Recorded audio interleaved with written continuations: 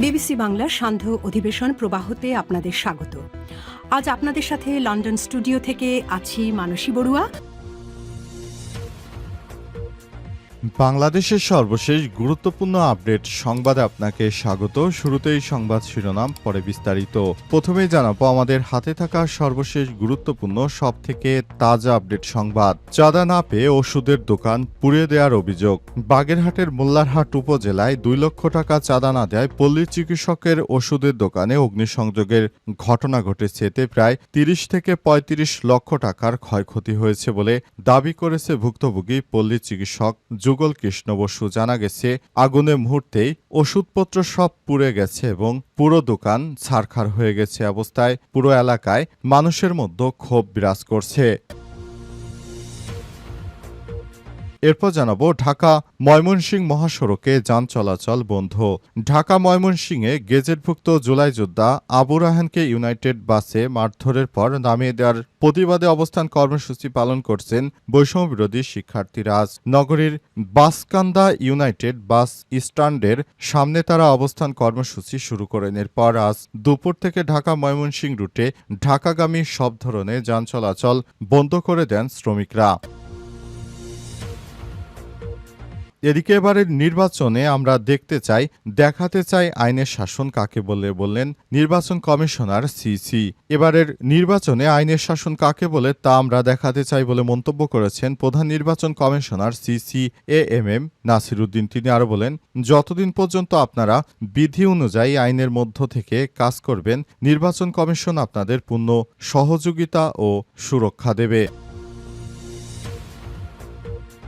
এবারে জানাবো পটুয়াখালীতে র্যাবের গাড়ি ও বাসের মধ্যে ভয়াবহ সংঘর্ষ, নিহত 3। পটুয়াখালী সদর উপজেলায় র্যাবের গাড়ি ও যাত্রীবাহী ধানসিঁড়ি পরিবহনের একটি বাসের সংঘর্ষে 3 জন নিহত হয়েছে। এই ঘটনায় র্যাবের সদস্যসহ আরও আহত হয়েছে অন্তত 26 জন। এবং সর্বশেষ জানাবো ছুটি ছাড়াই 3 মাস ধরে ইতালিতে ইউপি চেয়ারম্যান। কিশোরগঞ্জের অষ্টগ্রাম উপজেলায় খয়েরপুর আবদুল্লাপুর ইউনিয়ন পরিষদের চেয়ারম্যান মোহাম্মদ আনোয়ার হোসেন খান 3 মাস আগের বেশি সময় ধরে ছুটি ছাড়া ইতালিতে অবস্থান করছেন বলে জানা গেছে। এতে ইউনিয়নের দাপ্তরিক কাজ সহ সার্বিক প্রশাসনিক কাজে স্থবিরতা দেখা দিয়েছে। সাধারণ মানুষ সেখানে ঘুরে ঘুরে সরকার থেকে কোনো সেবাই পাচ্ছে না। প্রিয় দর্শক, এতক্ষণ শুনছিলেন সংবাদ শিরোনাম, এবারে বিস্তারিত। তবে তার আগে বন্ধুরা অনুরোধ থাকবে এই সংবাদটিতে একটি লাইক দিন। এই চ্যানেলে আপনি নতুন হয়ে থাকলে আমাদের সংবাদটি দেখতে দেখতে চ্যানেলটি সাবস্ক্রাইব করে রাখুন। কমেন্ট করে বন্ধুরা আপনার মূল্যবান মতামত জানিয়ে দিন আপনি বিশ্বের কোন দেশ থেকে বা বাংলাদেশের কোন স্থান থেকে আমাদের সংবাদটি দেখছেন এবং শুনছেন। আর বন্ধুরা, এই সংবাদটি আপনার সোশ্যাল মিডিয়া ফেসবুকে শেয়ার করে বন্ধুদেরও দেখার সুযোগ করে দিন। এবারে বিস্তারিত। চাঁদা না পেয়ে ওষুধের দোকান পুড়িয়ে দেওয়ার অভিযোগ। বাগেরহাটের মোল্লারহাট উপজেলায় 2 লক্ষ টাকা চাঁদা না দেয় পল্লী চিকিৎসকের ওষুধের দোকানে অগ্নিসংযোগ করার অভিযোগ উঠেছে। আজ 12:30টার দিকে উপজেলার ভান্ডারখোলা বাজারে এই ঘটনা ঘটে। এতে প্রায় 30 থেকে 35 লক্ষ টাকার ক্ষয়ক্ষতি হয়েছে জানিয়েছে পুলিশ চিকিৎসক যুগল কৃষ্ণ বসু। তিনি জানান, শাশ্বত সম্প্রীতি যুব সংঘের সভাপতি প্রলয় মজুমদার, কিপা 35 ও তার সহযোগী কয়েকজন যুবক বেশ কিছুদিন ধরে তার কাছে 2 লক্ষ টাকা চাঁদা দাবি করে আসছিল। দোকানের বাইরে বের হলে মিথ্যা মেয়েলি অভিযোগ তুলে অপমান করে এবং দোকান ভেঙে ফেলা, আগুন ধরিয়ে দেওয়ার হুমকি দেয় প্রলয় মজুমদার। তিনি আরও জানান, বৃহস্পতিবার গভীর রাতের ঠিক আগ মুহূর্তে চাঁদার দাবি করা হয়। চাঁদা দাবি করা যুবকদের ওই স্থানে ঘোরাফেরা করতে দেখা গেছে। কিছুক্ষণের মধ্যেই দোকানে আগুন দিতে দেখা যায়। ছুটে এসে দেখি কয়েক মিনিটের মতোই সব পুড়ে ছাই হয়ে গেছে। স্থানীয় জানান, রাতে আগুনে ওষুধ, ফার্নিচার, স্টিল আলমারি সহ দোকানের সবকিছু পুড়ে গেছে। এতে এলাকায় আতঙ্ক, ক্ষোভের সৃষ্টি হয়েছে। শাশ্বত সম্প্রীতি যুব সংঘের সভাপতি প্রলয় মজুমদার, কিপা 35, তার সহযোগী কয়েকজন যুবক বেশ কিছুদিন ধরে তার কাছে 2 লক্ষ টাকা চাঁদা দাবি করে আসছিল। তিনি চাঁদা দিতে অস্বীকৃতি করলে 4 অক্টোবর সন্ধ্যার পর তাকে দোকানের বাইরে নিয়ে বিভিন্নভাবে শাসাতে থাকে। এ ব্যাপারে সভাপতি প্রলয় মজুমদার কিপা বলেন, আমার এবং সংগঠনের অন্যদের বিরুদ্ধে যে অভিযোগ আনা হয়েছে তা সম্পূর্ণ মিথ্যা ও ভিত্তিহীন। এ বিষয়ে আমরা কিছু কিছুই জানি না। মোল্লারহাট থানার অফিসার ইনচার্জ মোহাম্মদ ফজলুল হক বলেন, অগ্নিকাণ্ডের ঘটনাস্থল আমরা সরেজমিনে পরিদর্শন করেছি। চাঁদা চাওয়ার বিষয়টি আমি শুনেছি, তবে তার সঙ্গে দীর্ঘদিন ধরে দ্বন্দ্ব রয়েছে। এই কারণে ওই দুর্গাপূজা অনুষ্ঠান উদযাপন করেনি। ভুক্তভোগী পল্লী চিকিৎসক যুগল কৃষ্ণ বসু অভিযোগ দিলে তদন্ত করে যথাযথ আইনগত ব্যবস্থা গ্রহণ করা হবে এবং সবাইকে বলা হচ্ছে তারা যেন যার যার জায়গা থেকে সবাই সজাগ দৃষ্টিতে থাকে, যাতে করে কোনো চাঁদাবাজ আর তাদের বিরুদ্ধে কোনো কিছু করতে না পারে। ঢাকা ময়মনসিংহ মহাসড়কে যান চলাচল বন্ধ।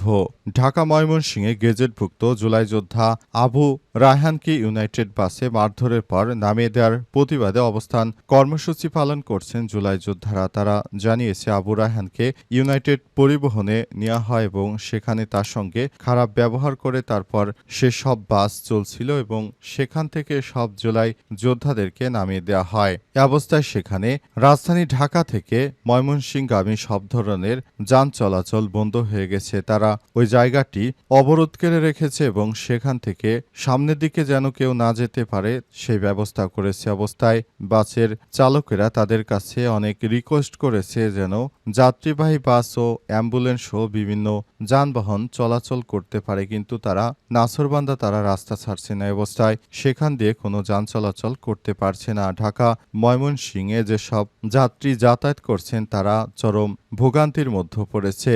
অন্তর্বর্তীকালীন সরকারের প্রতি তারা দাবি জানিয়েছে যেন দ্রুত সময়ের মধ্যে কার্যকরী ব্যবস্থা গ্রহণ করা হয়। তবে জুলাই যোদ্ধার উপর এই ধরনের হাত তোলা বা মেরে ফেলার বিষয় ইত্যাদি নানা বিষয় সামনে এসেছে। তবে এই সব বিষয় তারা কোনোভাবেই মানতে চাইছে না, যে বিষয়গুলো খুবই খারাপ অবস্থার সৃষ্টি করতে পারে। এবারের নির্বাচনে আমরা দেখাতে চাই আইনের শাসন কাকে বলে, বললেন সিসি। এবারের নির্বাচনে আইনের শাসন কাকে বলে তা আমরা দেখাতে চাই বলে মন্তব্য করেছেন প্রধান নির্বাচন কমিশনার সিসিএএমএম নাসির উদ্দিন। তিনি বলেছেন, যতদিন পর্যন্ত আপনারা বিধি অনুযায়ী আইনের মধ্য থেকে কাজ করবেন, নির্বাচন কমিশন আপনাদের পূর্ণ সহযোগিতা ও সুরক্ষা দেবে। সিসি আরও বলেছেন, আমাদের লক্ষ্য হলো একটি সুষ্ঠু ও গ্রহণযোগ্য নির্বাচন। এই নির্বাচন করতে গিয়ে আমরা অনেকভাবে বাধার সম্মুখীন হচ্ছি। তিনি আরো বলেন, নির্বাচনকে আমরা কোনোভাবেই আগের মতো একটি যেন-তেন নির্বাচন করতে চাই না। এবারে নির্বাচন হবে সুষ্ঠু, নিরপেক্ষ এবং গ্রহণযোগ্য। নির্বাচনের মাধ্যমে রাজনৈতিক সরকারের হাতে ক্ষমতা হস্তান্তর করবেন অন্তর্বর্তীকালীন সরকার। তবে অনেকেই বিভিন্ন দাবি দাওয়া নিয়ে কথা বলছে। এসব দাবি দাওয়া অবশ্যই থাকবে, এটির নামই গণতন্ত্র। তবে শেষ পর্যন্ত বিষয়টি কোন দিকে গড়াবে এবং এই বিষয়গুলো কোন দিকে যায় সেটি এখন দেখার বিষয়। অন্তর্বর্তীকালীন সরকারের প্রধান উপদেষ্টা প্রফেসর ডক্টর মোহাম্মদ ইউনূসের সরকার যেন নির্বাচন কমিশনকে যথাযথভাবে সব ধরনের সহযোগিতা দেয়, সেজন্য আমরা অন্তর্বর্তীকালীন সরকারের প্রতি আহ্বান জানিয়েছি। পাশাপাশি আমাদের সেনাবাহিনী পক্ষ থেকেও সব ধরনের আইনশৃঙ্খলা পরিস্থিতি স্বাভাবিককরণ করতে এইভাবে কাজ করছে বলে জানান। এবং অন্তর্বর্তীকালীন সরকারের প্রধান উপদেষ্টা প্রফেসর ডক্টর মোহাম্মদ ইউনূসের সরকার এই বিষয়গুলোকে সামনে আনতে চান, সে বিষয়গুলোকে আমরা খুব ভালোভাবে দেখছি এবং আশা করছি এবারের নির্বাচনটি সুষ্ঠু ও সুন্দর করার জন্য সরকার আমাদেরকে সব রকমের সহযোগিতা করবে। তাই বলতে পারি, এবারের নির্বাচনে আইনের শাসন কাকে বলে সেই বিষয়টি আপনারা দেখতে পারবেন। এই বিষয়টি খুবই গুরুত্বপূর্ণ একটি ব্যাপার।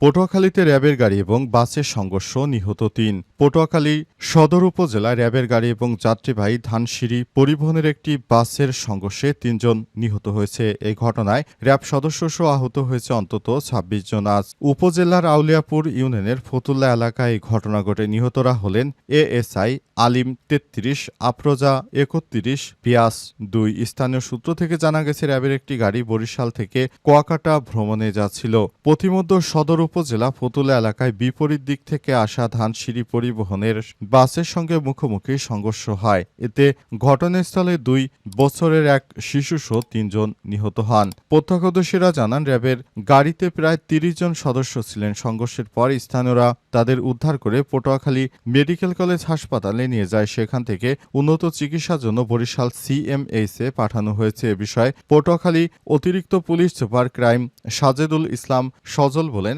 র্যাবের গাড়িটি পরিবারের সদস্যদের নিয়ে কুয়াকাটা যাচ্ছিল। এ সময় বিপরীত দিক থেকে আসা একটি বাসের সঙ্গে সংঘর্ষ হলে ৩ জন নিহত এবং এছাড়াও আহত হন আরও অন্তত ২৬ জন। তাদের উদ্ধার করে বরিশাল সেনাবাহিনীর পরিচালিত সিএমএইচ হাসপাতালে নিয়ে যাওয়া হয়। সেখানে জরুরি বিভাগে তাদের চিকিৎসা চলছে।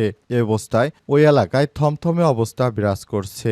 প্রশাসনের লোকজন গিয়ে ওই এলাকায় অভিযান চালাতে শুরু করেছে। আর কেউ যেন এই ধরনের কোনো অনাকাঙ্ক্ষিত ঘটনা না ঘটায় সেজন্য পুলিশের পক্ষ থেকে জরুরি ভিত্তিতে ব্যবস্থা নেওয়া হচ্ছে এবং কেউ যেন অঘটন ঘটিয়ে সেখান থেকে পালিয়ে যেতে না পারে সেজন্য ব্যবস্থা গ্রহণ করা হচ্ছে। পুরো এলাকায় থমথমে অবস্থা বিরাজ করছে এবং সবাই যার যার জায়গা থেকে দায়িত্বশীল আচরণ করার জন্য প্রশাসনের পক্ষ থেকে আহ্বান জানানো হচ্ছে।